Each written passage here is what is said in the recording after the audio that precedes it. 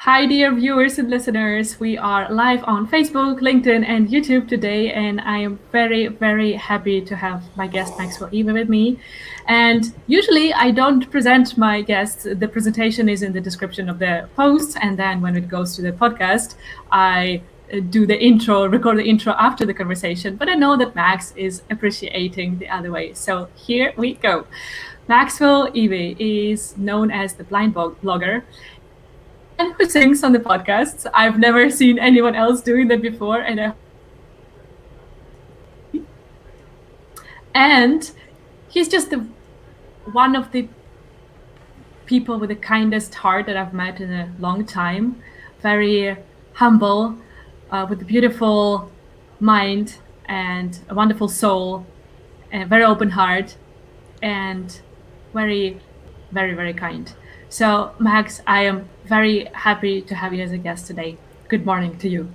Well, good morning, Anna. I'm very happy to be here as well. And, I understand that my family spells it funny, but it's not Evie, it's Ivy. Ivy, sorry. But that's not the worst that I've ever heard. So, I mean, we've gotten mail addressed to the Ivories, Ivories. It's just we just spell it wrong. My family is either originally from South Carolina or originally from Ireland, depending on whether or not you believe the stories my dad used to tell us, because we're not sure he was always telling the truth. And I appreciate the intro, especially since it's something you don't usually do. And people, I want y'all to know why the intro is important to me.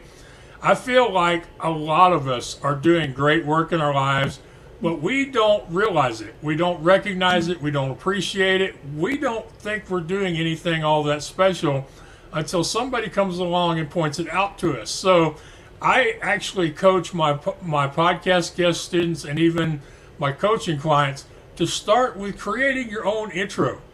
Have a list of those things that are great about you or that you've done in the last month, 6 months, or a year, and say them out loud to yourselves. And I tell them, I say, look, I'll give you bonus points if you come up with your own theme music and you have a video montage you want. Just have fun with it and see. I grew up a wrestling fan, so I tell them, I'm like, think about WWE and create your own intro. So that's why, I just thought maybe your listeners, your audience would like to know why it was you did it, because it is important to me, and I think it's important, or should be important, to a lot of people, because we just don't think of ourselves.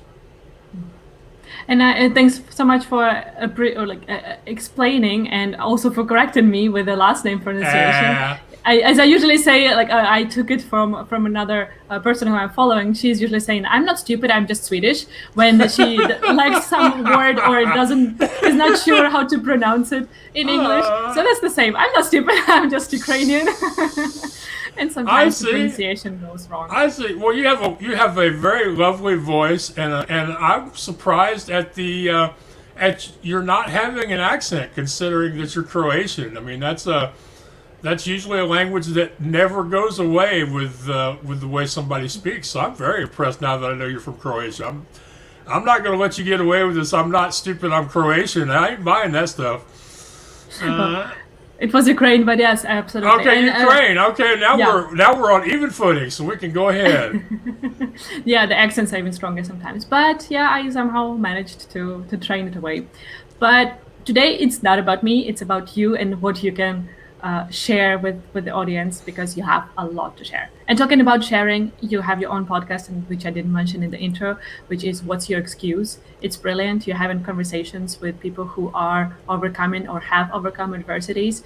And it's really that beautiful, beautiful, caring and loving kick in the pants for all the listeners about really overcoming everything, just like my podcast is having that tagline about overcoming everything. And you are showing with your story and the stories of your guests how everything can be an excuse, but everything can also be a learning and something that makes us stronger and more resilient. So thank you so much for sharing all the stories on your show. Right. Well, thank you so much for mentioning the podcast, What's Your Excuse? And that is our goal. We want people, by the end of the hour, we want people to think, hey, if that person can overcome all of this, then what's my excuse? And it's really, you're reaching that goal. I feel like that every time I listen to it. Well, thank you. I appreciate that you listen, and look forward to listening to more of your podcast as well. It is amazing how many people, there are millions of podcasts, but isn't it kind of amazing how many of the podcasts seem to gravitate towards being honest conversations, whether it's a business podcast or a podcast about writers and authors. It's like all of the scripted, these are the questions I'm going to ask every guest, all of that stuff has gone away. It hasn't succeeded. What's succeeded has been honest conversations. Yeah, we're liking that. And I guess it comes a bit from the social media, how there everything is filtered quite often, or sometimes you don't know how much is actually shown. And those longer formats like podcast, where you can go deeper, when you can explore the topic a bit more holistically and from the higher level, so to say, but also go in depth. That's the beauty of the format that so many people appreciate nowadays. Right. And it's interesting you mentioned the long form, because I have friends who are like, Max, don't you aren't you disappointed, or that you haven't done national media? Isn't that on your bucket list? And my response is, why would I want to do national media where I get 12 minutes?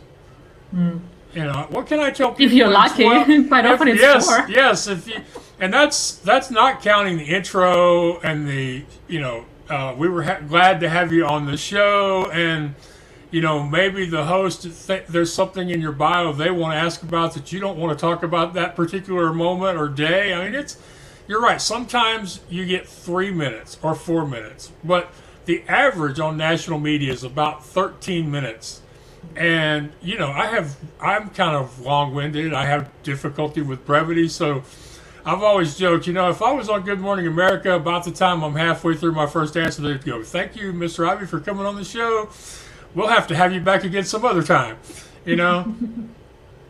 But you don't get a chance to get to know the host. You talk to producers and associate producers and bookers and what they call stringers. You hardly ever get to make a connection with the host, and that's the most valuable thing about doing this. Yeah, I love connecting with your audience. I love when people who listen to me talk and have these conversations reach out to me directly to become friends or whatever. But the most important thing is, every time I sit down with somebody, it's an opportunity to either make a new friend or to reconnect with that person and grow a friendship or relationship. So, yeah, I really like the long form of the podcast as opposed to the national media, even though there may be millions of people watching some of those shows. Yeah, they all have their purpose, but yeah, I agree with you. The long format, the podcast where you can go in depth, is my jam and my zone of genius. Yeah, I'm waiting for them to call me to be on 60 Minutes or maybe Oprah's Sunday thing where you get a whole hour, or 40, at least 20 or 30 minutes, Then you'll say maybe. Huh? Then I'll say maybe, yeah. Then I'll ask them,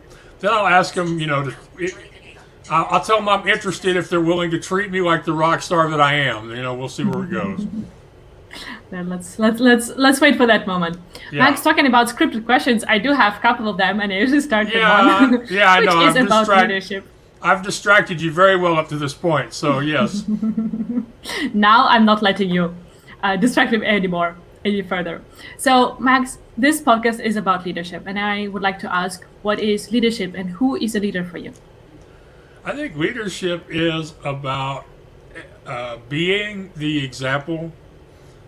There used to be an expression among successful leaders that they would never ask a subordinate to do something that they wouldn't do or at some point in their career hadn't already done. So to me, it's a lot about example, because as you know, I'm known as this online personality, but I very rarely impact somebody directly. I very rarely say, you should go do that, and they go do it. Most of what I do is by implication. It's by example. So I think the really good leaders, they set a strong example of ethical behavior, positive attitude, value of community and teamwork,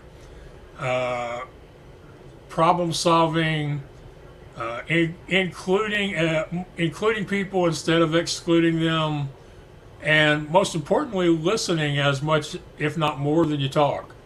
Yeah. That's a beautiful summary. And actually, when you started talking about it, I thought of asking for clarification, because as a leader, quite often you can't do practical tasks that you hire people for, because that's the whole point of hiring people who can do things, some things better than yourself.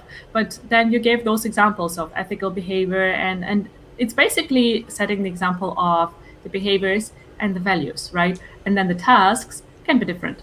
So Yes, leadership is not about the example of doing the task, but it's more about how you want to do the tasks. yeah, I appreciate you bringing that out for me, because I didn't get to it directly enough. But yeah, it is.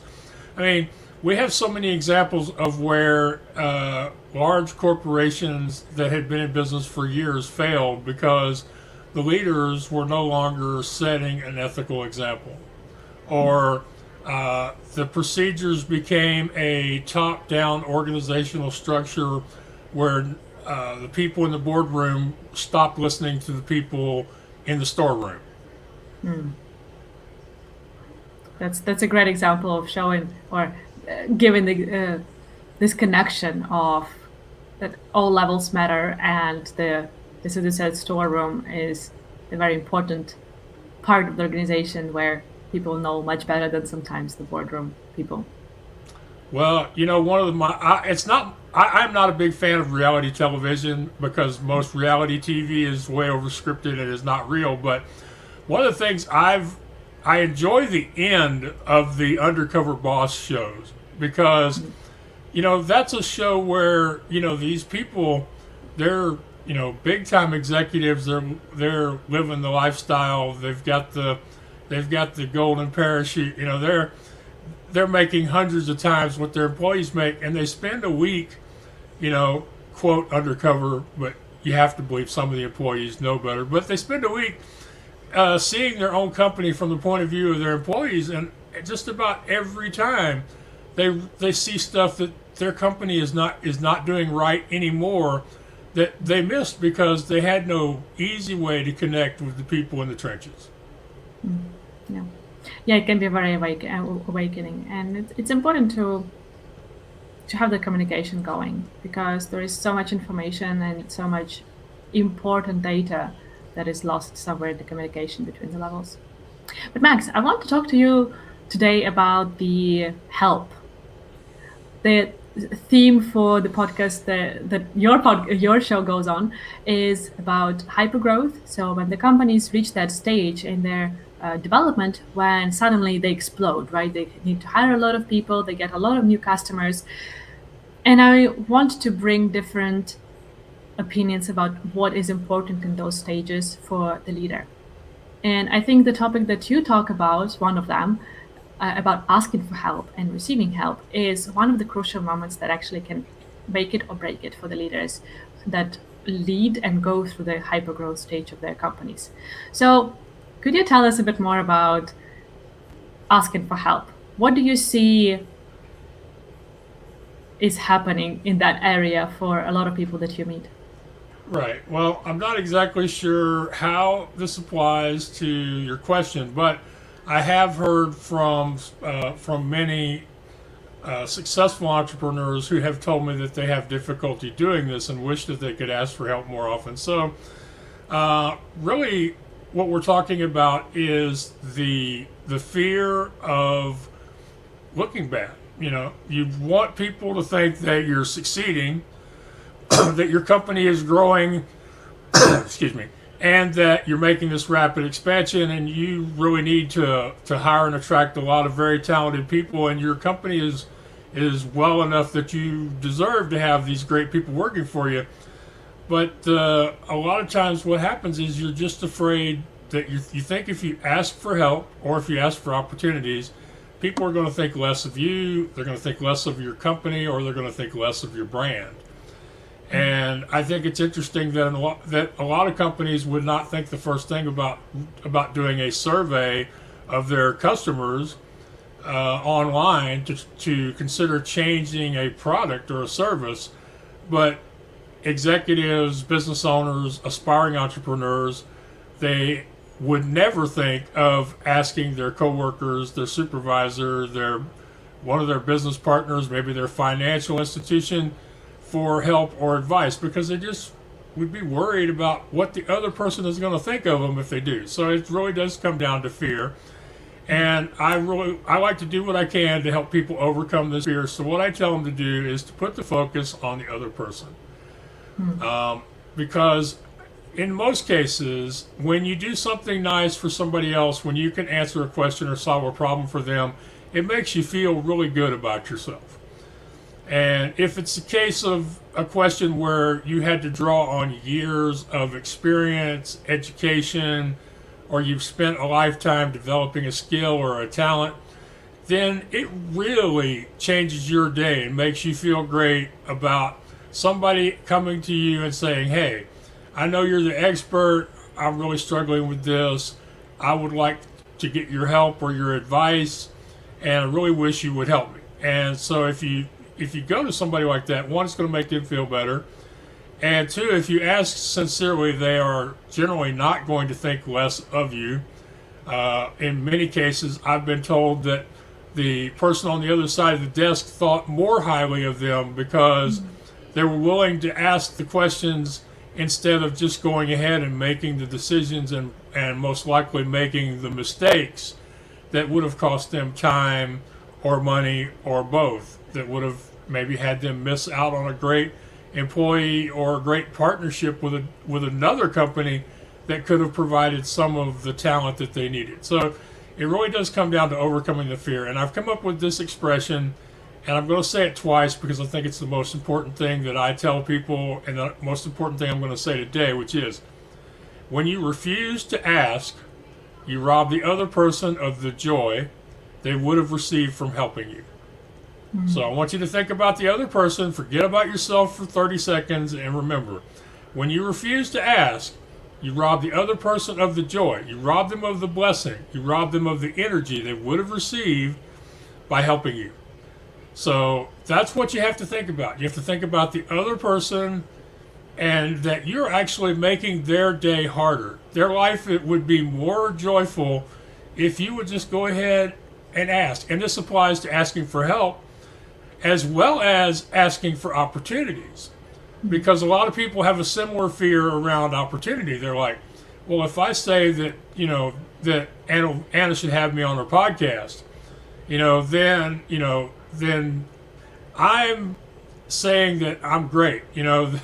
I'm bragging on myself. I'm saying that I'm as good as or better than other people. That's what gets into somebody's head when they start asking for certain opportunities. And in a lot of cases, they'll let an opportunity pass them by because they are either afraid to ask, they're afraid what the other person is going to think of them, that maybe they think too much of themselves or their business by asking, or they are going to miss a great opportunity because they didn't feel like they were ready for it yet. And see, to me, I love opportunities that cause me to stretch and grow and do things that scare the heck out of me, because those are usually the things that provide the most and quickest growth. So whether it's asking for help or for an opportunity, you have to think about the other person and not be afraid to ask. Now, this leads me to the second part of asking for help, which is accepting help when offered, because this is even more difficult. I mean, it's one thing when you summon your courage and you ask somebody for help and they say yes or no or whatever. But when somebody offers to help you and you didn't, directly ask them, then there's a whole nother level of ego. It's like, yeah, who the heck do they think they are? I don't need their help. I'm doing just... They should take their help and give it to somebody who needs it. Is that pretty much, that's what you would hear, yes? I mean, I'm not too far off, right? No. Quite often it is happening that way.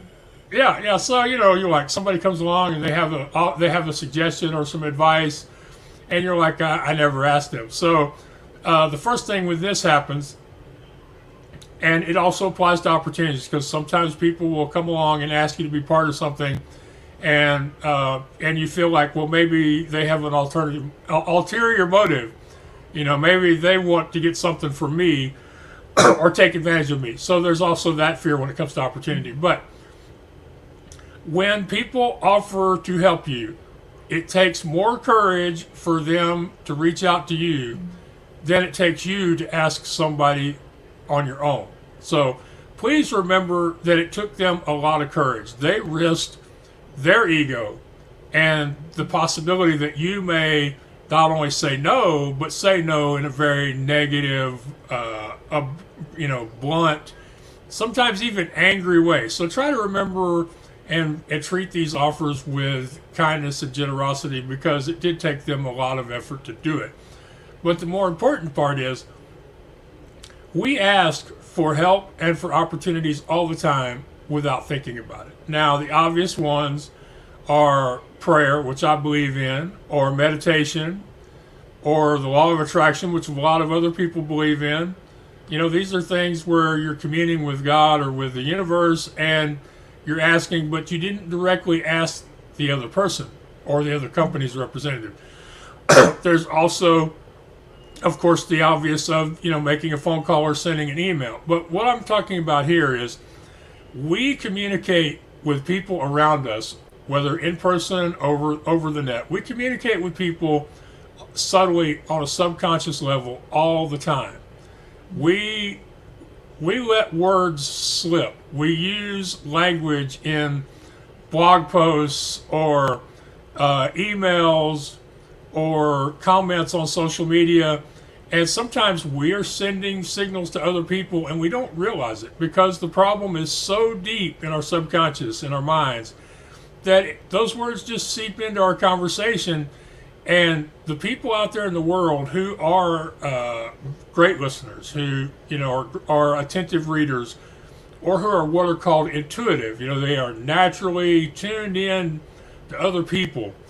They notice these things, and they will see, hey, Max is struggling with something. I should offer to help him. And then you get an email or a phone call, and you go from there. I like to use the example of my editor for the books I've written. Her name is Lorraine Reguly, and she's at wordingwell.com. Okay, like maybe 10 years ago, I was still focusing strictly on selling used amusement equipment, and I had a blog, and in the blog there would always be pictures of equipment, and she noticed that the photos were showing up in the middle of my posts. And you know how people are on the internet. If they see that, they're just going to click on to the next article. They're not going to struggle to try to read around an image. But, I'm blind, and I mean almost totally blind, and I did not know this was happening. I didn't know it was even a problem. So I didn't even have I wasn't even, subconsciously putting it out in the world. It just happened to be there. And Lorraine noticed it, and she reached out to me and said, Max, I don't know if you know this is happening. You probably don't. But, it is a problem, and it's probably costing you readers and traffic and comments. So she got on Skype, because back then it was Skype, not Zoom, and helped me figure out what was going wrong. So we fixed that by changing a couple of settings in the software I was using to post my blog articles. And then a couple years later, when I was ready to write my first book, she was the natural choice to be the editor. And we've had this great friendship, both working and personal, since 2000, since the end of 2013, and this is 2021. So that started because she noticed I was struggling with something, even though I didn't.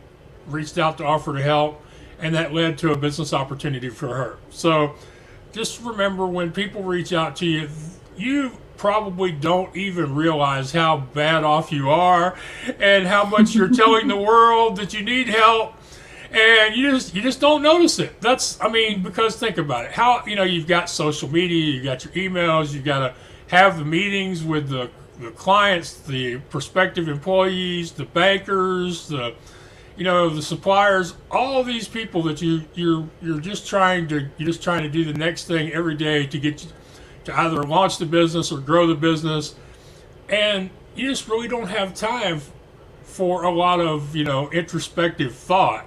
But this is the case. There are things that you are doing that are bothering the heck out of you that you don't know you're talking about, but you are. And there are people out there in the world who will notice it, and some of them will find the courage to reach out to you and go, hey, can I offer to help? And when they do, I advise you to take their help, or at least have a great conversation and see if y'all are a good match for them to help you, and maybe down the road for you to help them. And just say thank you. But if you're not going to say yes, say no politely. And then, if you do this right, even if you don't take their help, you'll get their friendship, which those things have value. I'm glad more entrepreneurs are starting to realize the value of building a community and business relationships over business contacts, because those two words are very different. So, that's what I would say about when people offer to help you. And then the most important thing is whether you asked or they offered, you have to show gratitude.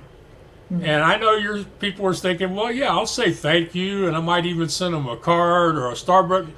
Well, those are great. But what I mean about gratitude is if somebody offers to help or responds to your request, and they say, this is what you should do, or this is who you should hire, or this is the agency you should contract with to do your hiring. Whatever the advice is, use it. Or at least be able to show to the other person that you gave it serious consideration, that you didn't just sit there and talk to them and listen and nod your head and then go do whatever the heck you were going to do anyway. Show that you gave their ideas real, thoughtful consideration, and if possible, implement them. Because to me, that's how you say thank you to somebody that's helping you with a problem. You use their advice and you use it as quickly as you possibly can. Maybe you can't use what they're telling you today, but, send an email to yourself or write it down somewhere, because you probably can use it, next month or next year. And so that's what I would say about gratitude. I also enjoy very much sharing on social media when somebody has done something nice for me. And, as far as the thing about asking for help and receiving help, a lot of times people are worried that when somebody reaches out to them that they're wanting to get paid, that they're wanting to sell their service or their product. Well, in some cases that may be true, but if you keep an open mind and an open heart, lots of good things can happen. So for me, over the years, there have been times when I didn't have the money to hire somebody, but I knew that they were the right person to work with, and we had an honest conversation. And so as a result, I've had a lot of stuff that's been done for me for free, or that's been done on the understanding that they knew I would have to be grateful and show gratitude. There have been people who have charged me less than their usual rate, who've done installment agreements with me where they didn't offer anybody else payments, and where people have said, you have this great service that that you perform. Would you be interested in doing that for me for 30 days or 90 days in exchange for the value of what I'm offering? And I know there are a lot of coaches nowadays who say exchanging services is a horrible idea. Well, it probably is a horrible idea for an established company or for a large business or corporation, but for somebody that's trying to get started, anytime you can get something where somebody else does the work or somebody else provides the funds, I say that that's a win-win, as long as both sides understand the value of what they're offering, and the value is pretty much equal, and that in addition to the business side, that you're personally relatable. Because even if somebody has what I need, if I don't like the person, I'm probably not going to work with them. So these are things you have to. I thoroughly believe that building community, creating relationships, which one of the best ways I create relationships is through podcast interviews. So building community, asking for help, accepting help when offered, and being grateful and showing that gratitude by action. Starting with implementing what they have advised you to do, on to mentioning them to other business contacts, promoting them on social media, and maybe even mentioning them to the news media. So that's what I have to say about this. Do you have any questions about what we've covered so far? First of all, I would like to summarize because you've covered so many things, Max. And let's summarize that way.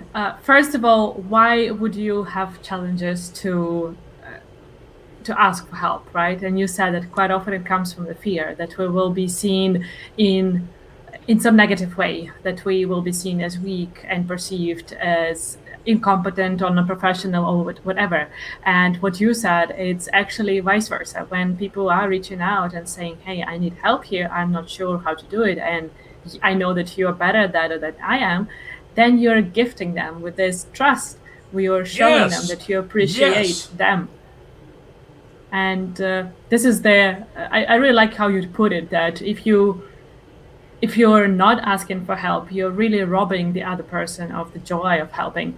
And it's so important to have this shift in the mindset and in your attitude towards help.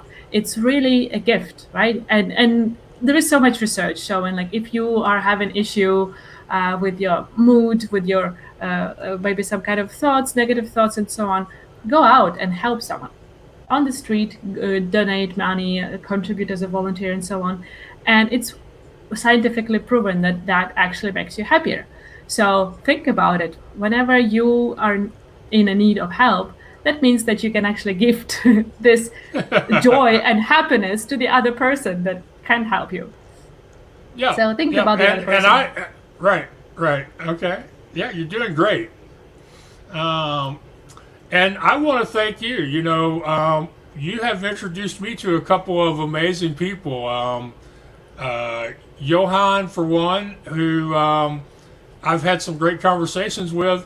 And, really, I know that you did that strictly from the kindness of your heart, wanting to connect people that you thought, one had, a similar mindset or approach to the world, but also, people who could help each other move their respective passions forward a little faster. So I appreciate that, I'm sure that you understood what we were talking about much clearer because you were already doing it.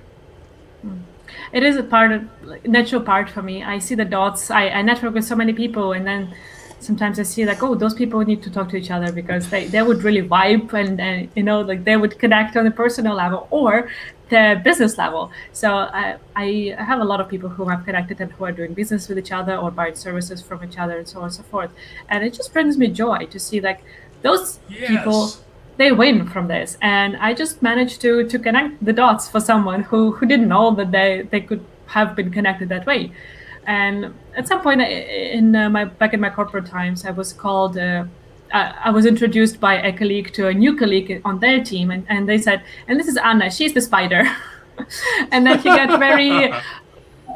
He blushed and he was like, "I'm sorry, I didn't want to mean anything negative. I just mean that you know everyone here. So you're like in the spider in a cobweb. You're connecting everyone, and that's just the natural part of me. And it really brings me joy." I thought you were going to say he introduced you as the butterfly. Unfortunately, butterflies don't connect the dots. They don't. That's true. That's true. A spider doesn't have a spider doesn't have the cuteness, though. You know what I mean? I don't need to be cute. You don't need to be cute? Okay. So continuing with the summary of what you've said already. I really like how you also shifted to not only ask about help or ask for help, but also ask about and for opportunities. This is something that a lot of us don't even think about. And I think that we need to bring this conversation up, especially when you're talking about the hypergrowth of the business, for example.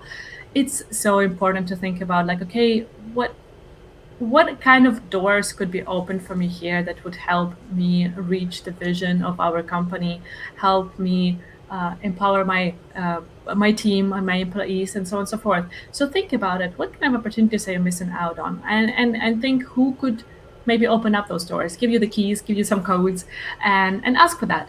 Of course, it's scary because you can be rejected. But what I'm teaching on, and both my clients and I've talked about it here on the podcast a couple of times. When you receive a no, never take it personally. Quite often, it is more about the other person than you. They might not have resources for that. It might be the bad timing for them. Or they might even have the imposter syndrome and feel like, ooh, who am I to help this person with this thing? So never take it as something negative about yourself, or don't think that the person doesn't like you. It's really about them, not about you.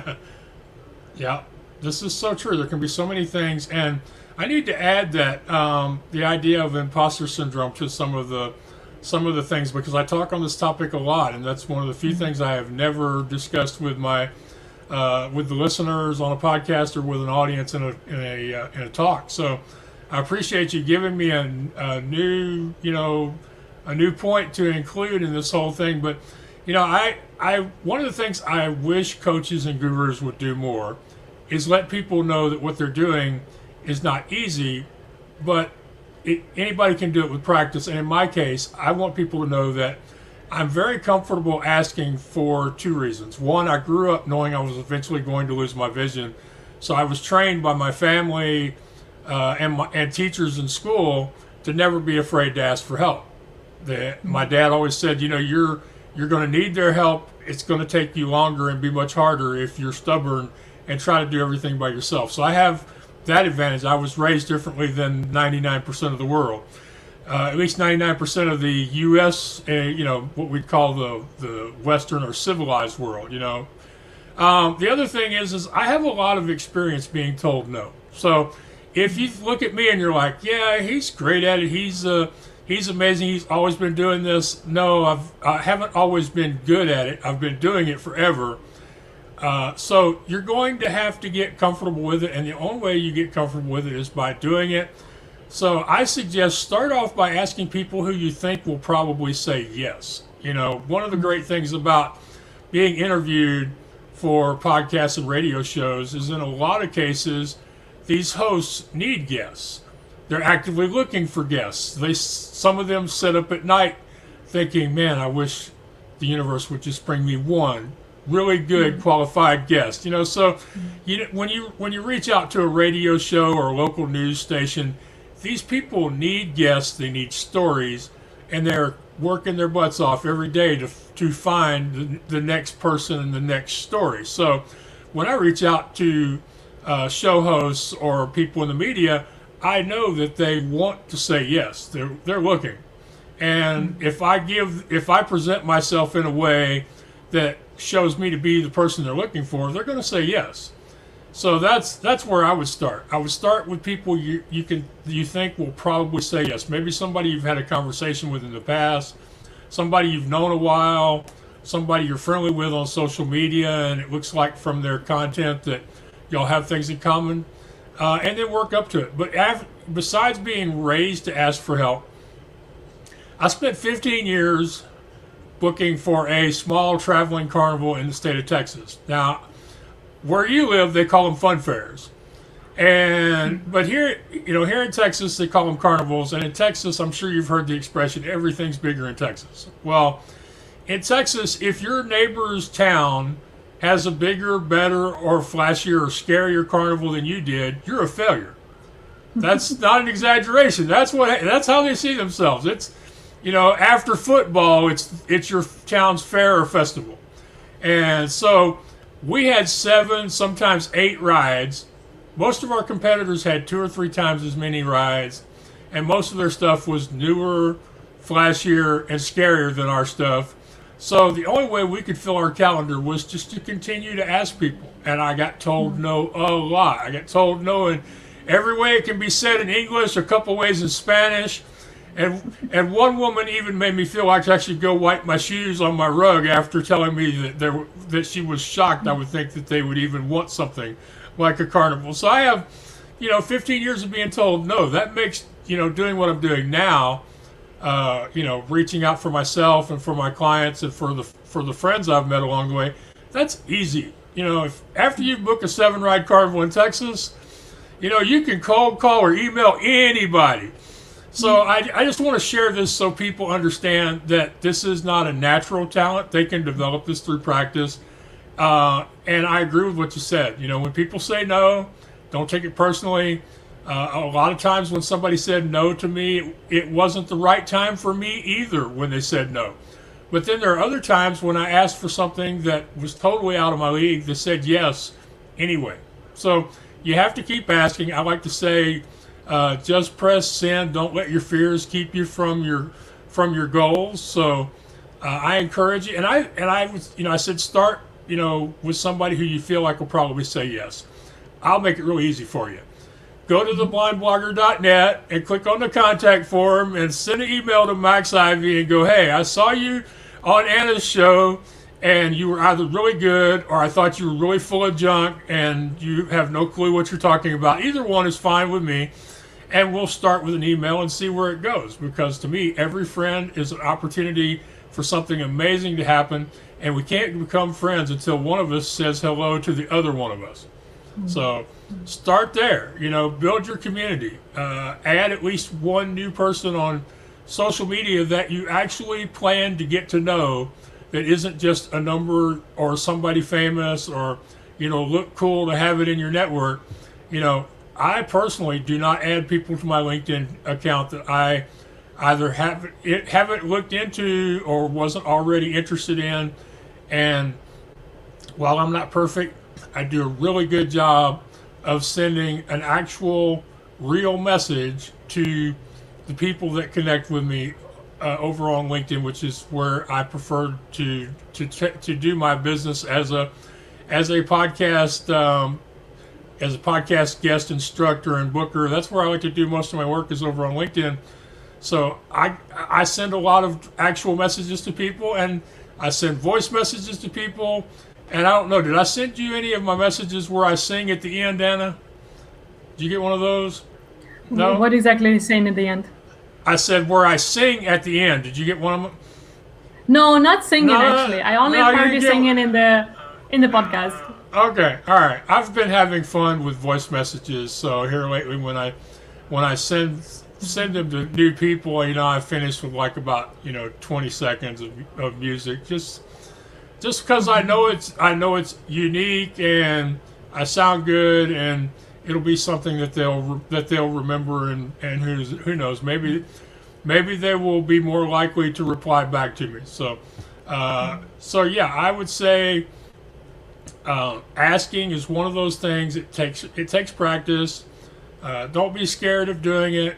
Get to the point where no is actually something that you're comfortable with, and use the no's to move forward. Sometimes when somebody says no, it's a flat no. Like, go away, don't bother us. But sometimes a no is non-committal, and you can go, well, look, this wasn't the perfect time for us, or this wasn't a great opportunity for you, or, just try to continue the conversation. And you may not do business with them, but you may at least develop a new contact, a new business relationship who can introduce you to somebody down the road who maybe remembers you. And then, of course, something I had to relearn lately, and I'll admit this to y'all, a lot of the stuff that works really well, for some reason we have to learn over and over again in our careers. I have been connected with probably about half a dozen members of the Nepris online learning platform. And it's a platform that connects professionals like me and you with classrooms in the U.S. So that teachers can bring experts in via Zoom. And it existed before COVID. It, of course, did really well during COVID, and it's continuing. But, I've gotten to know these great people through reaching. I've spoke on their platform, and then I connected with the people who run the platform on LinkedIn, and then I reached out and said hello to them and started a conversation. And now, lo and behold, next month I'm going to be giving a talk to their staff meeting, the first staff meeting they've had since COVID. So it's going to be I'm very much looking forward to it, because it's going to be the most prestigious group that I have spoken to since I gave my first professional talk in 2017. But that happened because, like I say, ask people that are likely to say yes. I'm like, Max, all these great people. And it was really, it was kind of like an offhand email. I sent an email saying, I really enjoyed getting to know you. I'd like to share a copy of one of my books with you. And like I say, one thing led to another. But these are people I knew. These are people I had been exchanging messages with. And I did not think to go, hey, is there something I can do? Is there something you have going on that I could be part of? So I encourage you, look through your LinkedIn connections. Look through your contacts thing on your phone or your laptop. I would say look through your Rolodex, but then people would know exactly that I'm old. But, look through those business cards in your wallet. There are people you know that you've been introduced to, that you've had conversations with, even if they were electronic. Those people are likely to say yes because they at least know who the heck you are. Mm-hmm. And they probably remember you friendly. They remember you well. They may not think of you as a friend yet or as a business relationship, but they remember you from, where you had talked to them. It may have been online in a Facebook group or in a LinkedIn group, or it may have been in person at a conference back when we were still going to those. But think about, who do you know already? When I first started selling used rides and couldn't get anybody to list their equipment with me, I reached out to the people who had done business with my dad. So there are lots of people we already know, and we should think about, of those people, who's in a position to provide me with the great employee that I need, or the manager, or the finance company, or an opportunity to promote my business. Yeah, I usually talk about that you need to dig where you stand. Quite often we'll look like, oh, where can I find the new contacts? Where can I find the new prospects and so on and so forth, potential collaborators and so on. And don't forget about those people whom you already know. Just as you said, think about it. Go through your lists. Go through your contacts. Just check out with whom have you had email conversations and reach out to those people. Because they're, as you said, Max, you already have some relationship with them. Just build on that, continue building on that. Don't drop every ball that you just, as soon as it kind of got onto your field, you just, okay, it's on my field, and you drop it. Keep building the relationship, keep nurturing it. So I really like what you said as well about being grateful for the help when you receive it, when you offered it, or when you asked and you get it. And I just remember one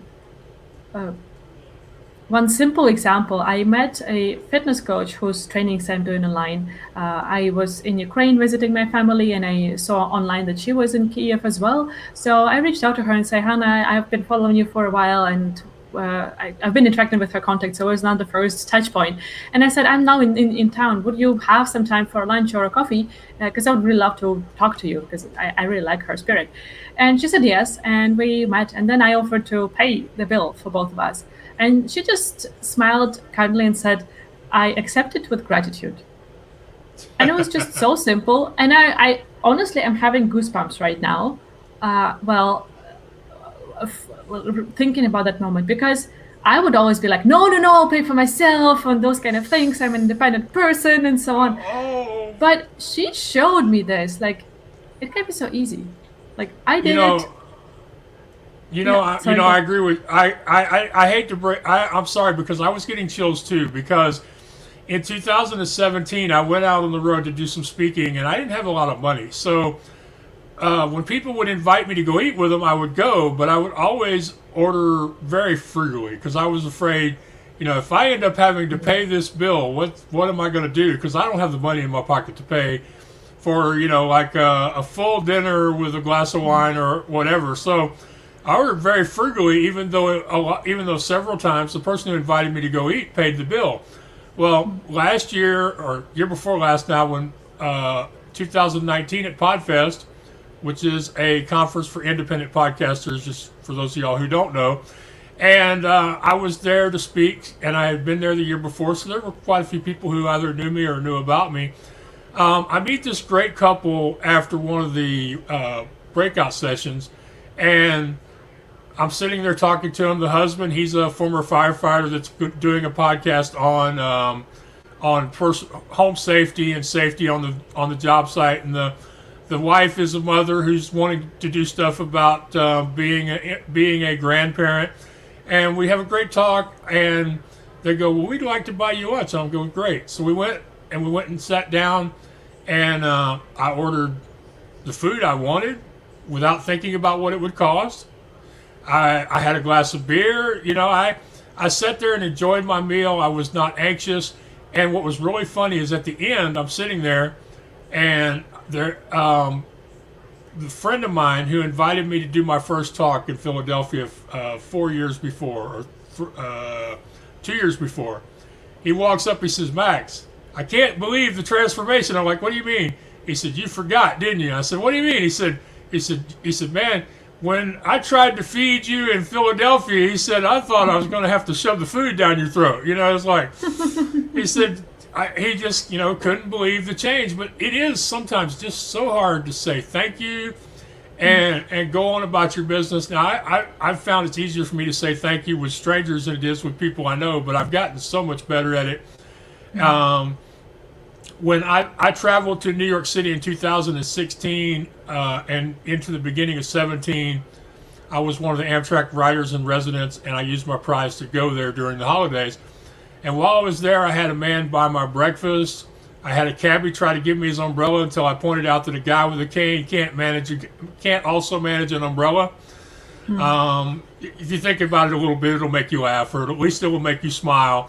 I had a cabbie not pay me when his credit card reader wouldn't process my card, and he could tell that it was the reader, not my account. I had two blokes from the UK whose accents were horrible. They noticed I was stuck at Rockefeller Center and couldn't get out of there to a taxi because they don't let taxis pick up there. You have to walk several blocks away and then hail it. So these guys were like, "Hey, there's a pedal cab," and they just took me by the arm. They said, "Hey, we're going to help you out." They walked me over to the pedal cab. They threw some money down on the guy's dash or whatever, and said, "Hey, he's going to the Gershwin Theater. Make sure he gets there." And next thing I know, I'm bouncing around New York City streets on the way to the Gershwin Theater to see, or at least to listen to Wicked. So, that sort of stuff happens, and I have no trouble saying thank you with strangers, and I've gotten so much better at it with people that I'm friendly with or that I have met before somewhere. But I love that you shared that example, because it is one of those things, even over the small things, we struggle with just accepting help and saying thank you. Yeah, it is. And just as you're saying, it's practice. It's really some muscle that we need to build, and we build it through repetition. Both getting comfortable with the no's and also with asking for help in the first place and accepting it. So I would like to summarize all what we have discussed today, Max, with the question, what would be your 3 pieces of advice? It could be about asking and receiving help, but it could be about anything in life. Well, I like to live my life by 3 core principles, and we've spent today talking about one of them. But the 3, they are deciding to find solutions instead of making excuses, because with most things in life, it really just does come down to a decision.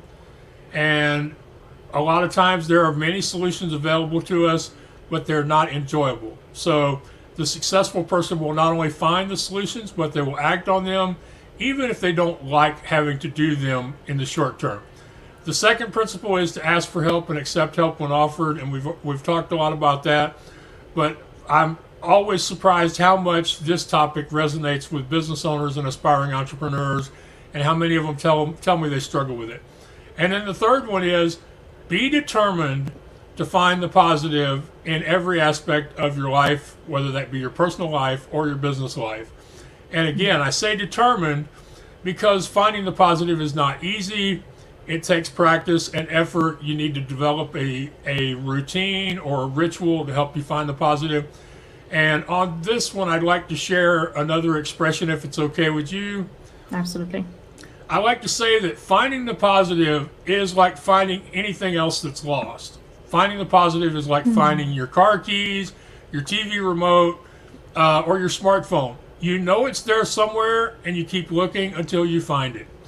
So when it comes to finding the positive, you have to decide, notice decisions in there again, you have to decide that something positive either has happened or will happen, and you're going to look for it until you find it. And this is one of those things you have to practice it. But if you start by making a list of 3 or 4 things that were good that happened to you today, it can become a habit.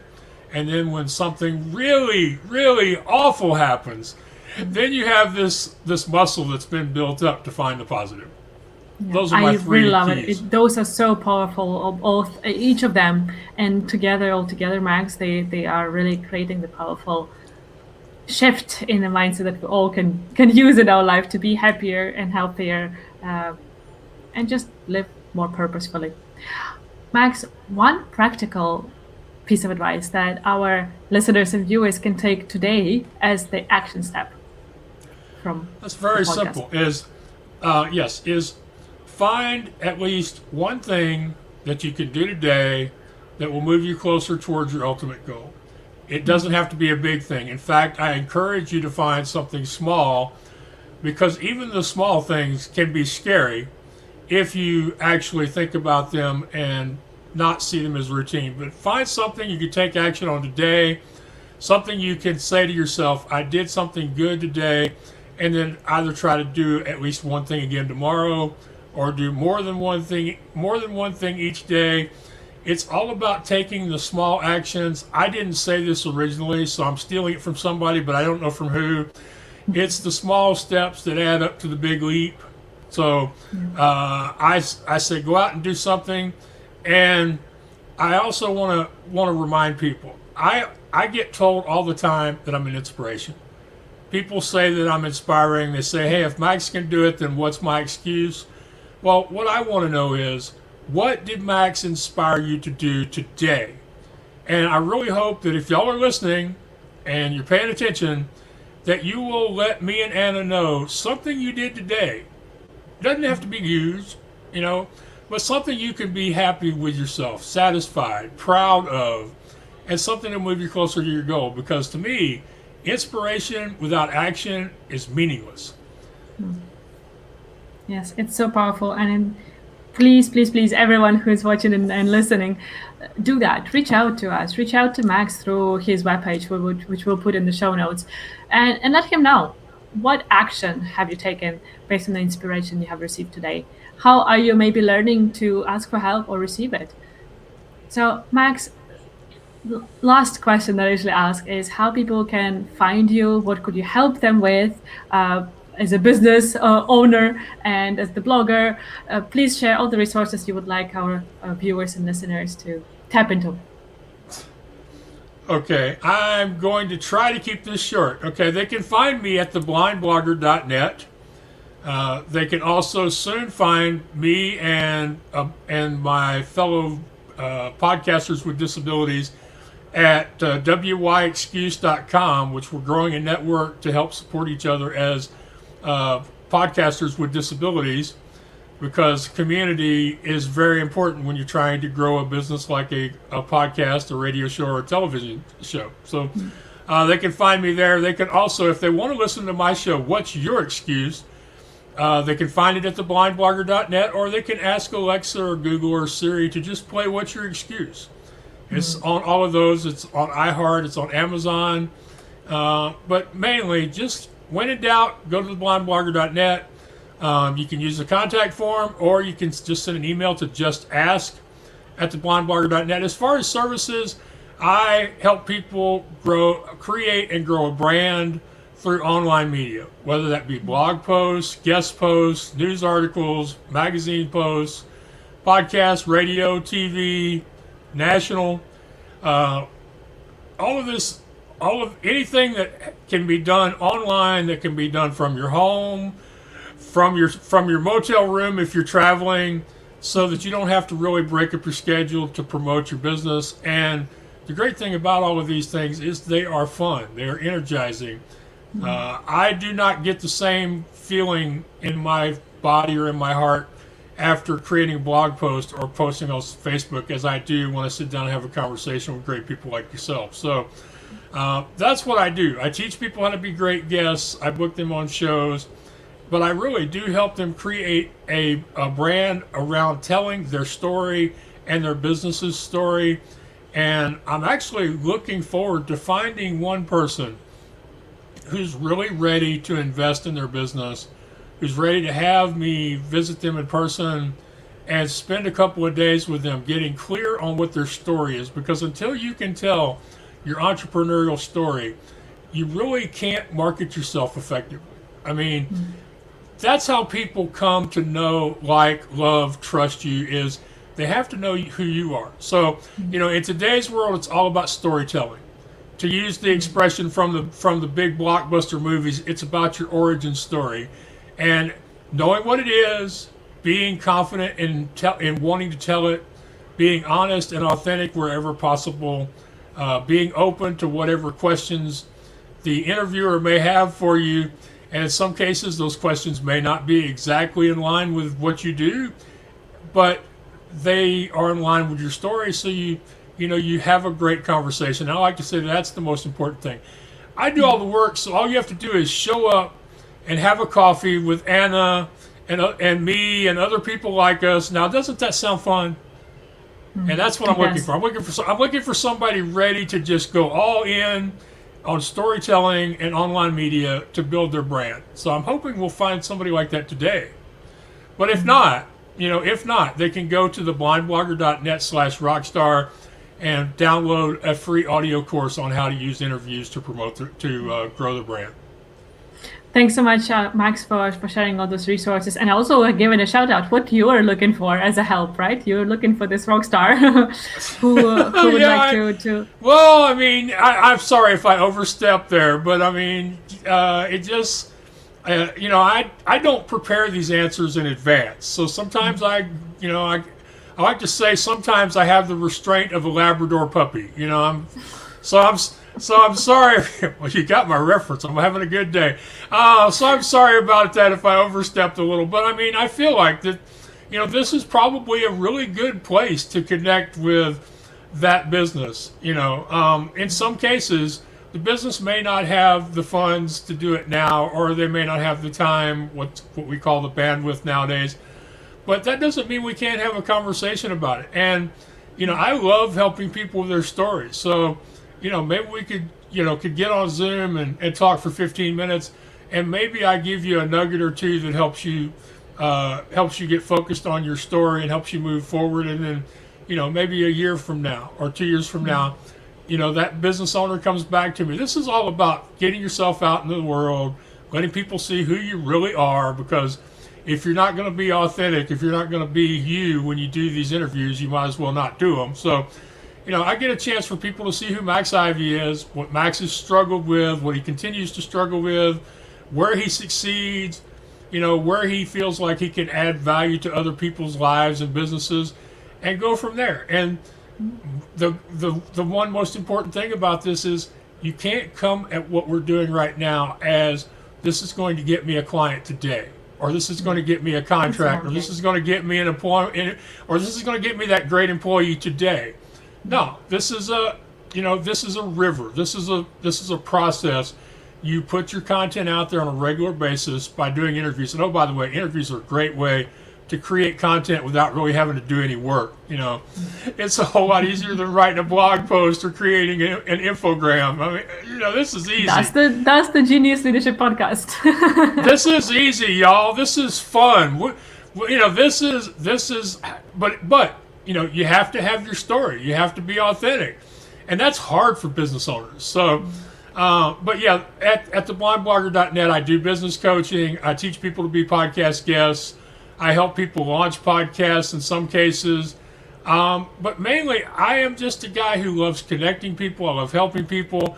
I love finding those creative solutions that other people are missing because, they're just not seeing things, or they've asked themselves, about all the possibilities, and the possibilities like, I don't want to do this. But, at some points in your business, probably not when you're going through an expansion, but at some points in your business, you have to do things that you don't like. Just think about this. At one point, the only answer for me to get online when I started in 2007 was to learn how to code HTML. So I am a self-taught HTML coder.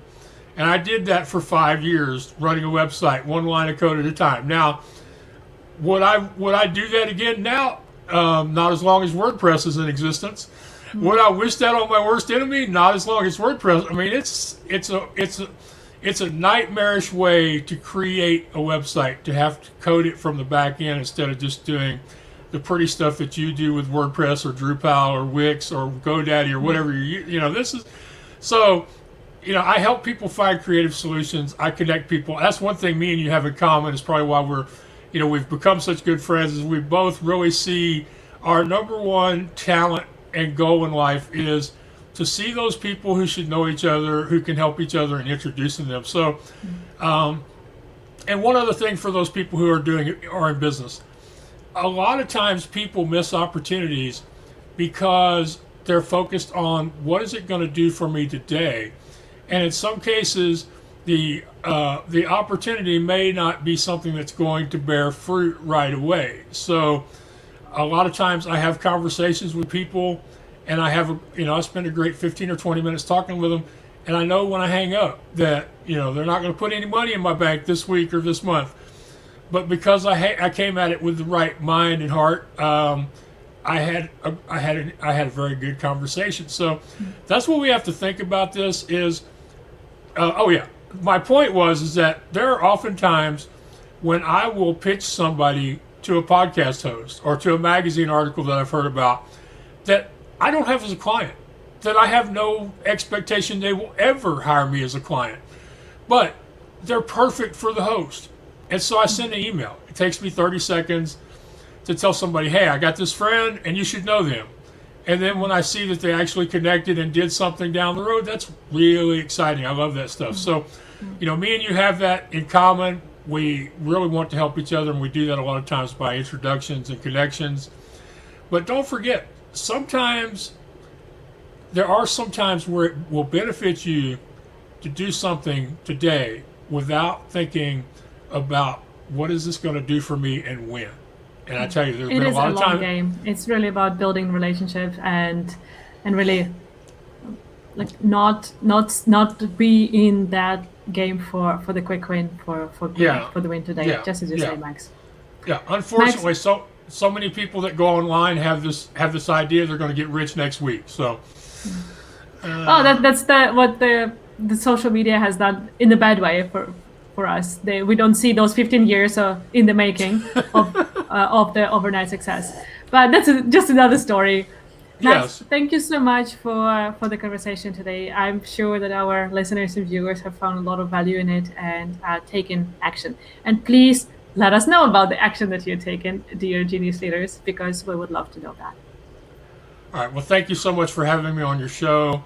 I like to remind hosts that without you, there wouldn't have been a way for me to reach out to the world and tell my story. So without you, there wouldn't be The Blind Blogger or What's Your Excuse or Mr. No Excuses. All that stuff couldn't happen without people like you. So I thank you sincerely for your show and for your personally for the heart and the spirit that you bring to every interview. So thank you. Oh, I appreciate it, Max.